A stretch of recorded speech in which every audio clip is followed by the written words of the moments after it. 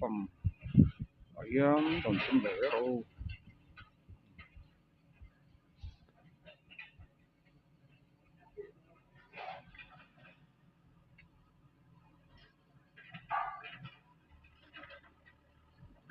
respon propam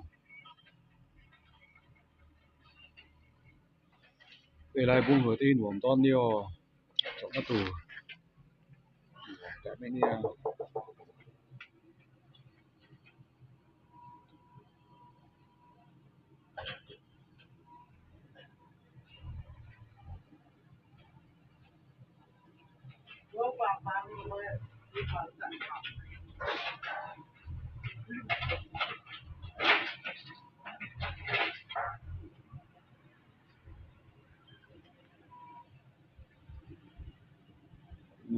nhuộm tục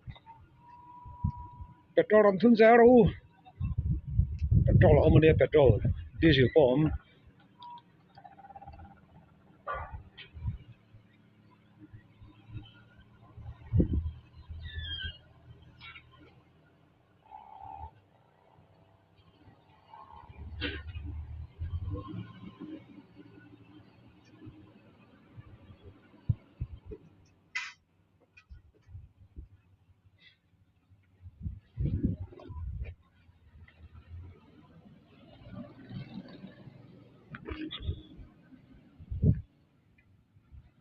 chọn nó nhuộm tệ với nhiều to này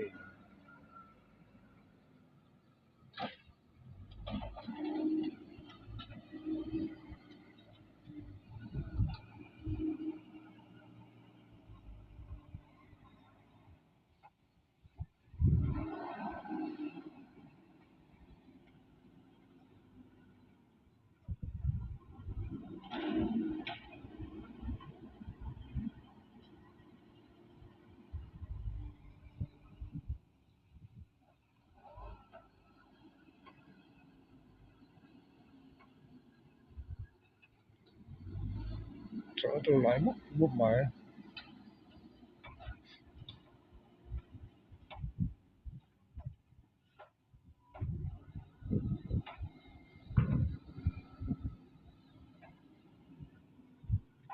nó nữa cái điều